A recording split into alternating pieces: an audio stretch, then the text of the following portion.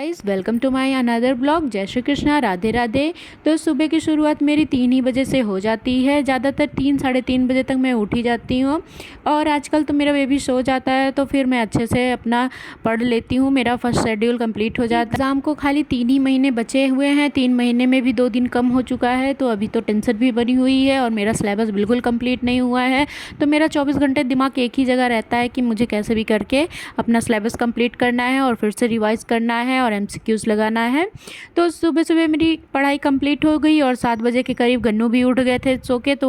तो हम इनको थोड़ा सा बाहर लेके आए थे और थोड़ा इनका मूड रिफ़्रेश कर रहे थे, इनको थोड़ा पैम्परिंग कर रहे थे। उसके बाद इन्होंने चिड़िया छोटी सी देखी थी गौरैया, और इसको देख के ये बड़े खुश हो गए थे।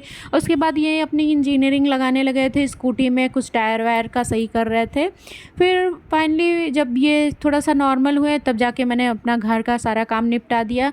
फिर ये घूमने टहलने चले जाते हैं, तब तक मैं किचन में चली जाती हूँ नहा धो के पूजा पाठ करने के बाद।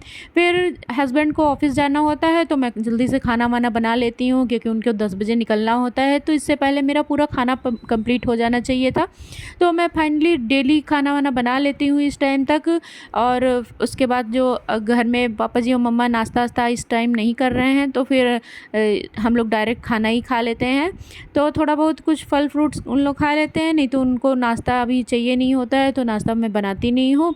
तो उसके बाद क्या हुआ कि जब सब कुछ सही हो गया था, फिर मैंने कपड़े वपड़े डाल दिए थे। फिर जैसे ही मैं 12 के करीब बैठी पढ़ने के लिए, तो मुझे लगा कि बारिश शुरू हो गई।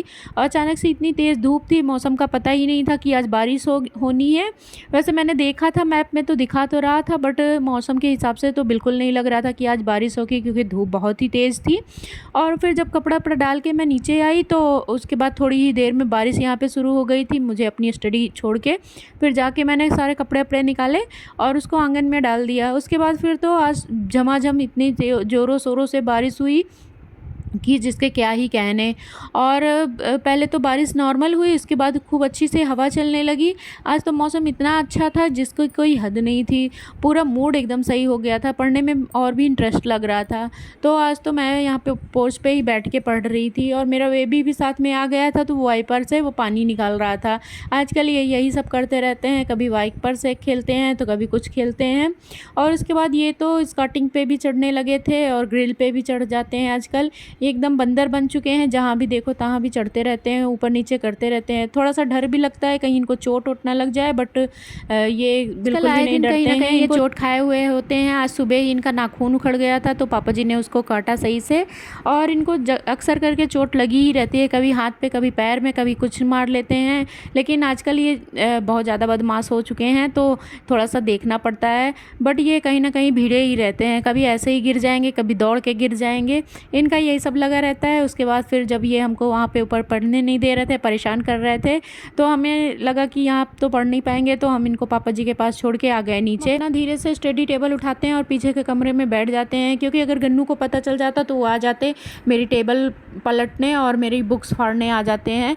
उनके साथ पढ़ना तो नामुमकिन ही है। पता नहीं कैसे बच्चों के साथ लोग पढ़ लेते हैं, हमको तो यही नहीं समझ में आया आज तक।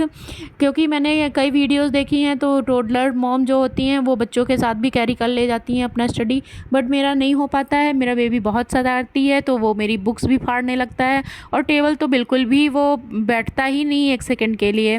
तो ज़्यादातर जब तक मैं पढ़ती रहती हूँ वो पापा जी मम्मा के पास ही रहता है। तो इधर मैं अपना कंप्लीट कर ली थी स्टडी, तो देखा तो गन्नू कीचड़ में खेल के आ चुके थे बाबा जी के साथ। तो इनका पापा जी ने पैर वैर धुलाया, और उसके बाद फिर मैंने चाय वाय बनाई सबके लिए, और चाय फिर लेके मैं भी आ गई अपनी टेबल पे। फिर से आज मैं वोकैब भी पढ़ रही थी और मैंने लिटरेचर भी पढ़ा था, और ग्रामर तो आज मैंने बिल्कुल भी नहीं छुआ था। मैं तो अभी मुझे पूरा फोकस करना है वोकैब और लिटरेचर पे, क्योंकि ये सब्जेक्ट बहुत ज़्यादा वर्स्ट है और इसमें पढ़ने में एकदम डीप में पढ़ना पड़ रहा है। ग्रामर तो हम वैसे भी प्रैक्टिस से ही कंप्लीट कर ले जाएंगे, बट वोकैब जो है इसको लर्न करनी पड़ती है, तो इसमें टाइम टेकन रहता है। फिर यहाँ हम पढ़ ही रहे थे तो गन्नू आ गए थे, तो इनको दूध दूध पिला के हमने सुला दिया था। था। गन्नू जब सो गए सोते ही मैंने अपना स्टडी टेबल रखा और मैंने अपने घर के कामों को सारा निपटा दिया और उसके बाद फिर नहा धो के मैंने पूजा आरती कर ली। तब तक गन्नू भी जग गए थे और ये अपने पापा जी के साथ और दादी के साथ खेलने में मगन थे। तब तक फिर मैंने अपना खाना वाना बनाना स्टार्ट कर दिया क्योंकि अभी टाइम भी था मेरे पास, तो मैंने जल्दी से खाना वाना बना लिया। यहाँ गन्नू डांस कर रहे थे, पापा जी को अपने कह रहे थे कि कुछ और लगाओ, वो वीडियो आजकल देखते रहते हैं। फाइनली मैंने यहाँ पे सब्जी वब्जी बना ली थी। आज मैंने केले का कोफ्ता बनाया था जो कि देखने में बड़ा टेस्टी था। अभी हम लोगों ने खाया नहीं, बाद में खा के बताते हैं कैसा है। और फिर मेरे पास टाइम अभी बचा हुआ था, अभी सब लोगों ने खाना वाना नहीं खाया था। से खाना खाते तो मेरे पास टाइम बहुत ही ज़्यादा था, तो मैंने क्या किया कि मैंने आटा वाटा गूँथ के रख दिया और फिर मैं अपनी बुकैब लेके टेबल पे बैठ गई। बाकी मैंने इसको रिवीजन कर लिया। Thank you for watching this video.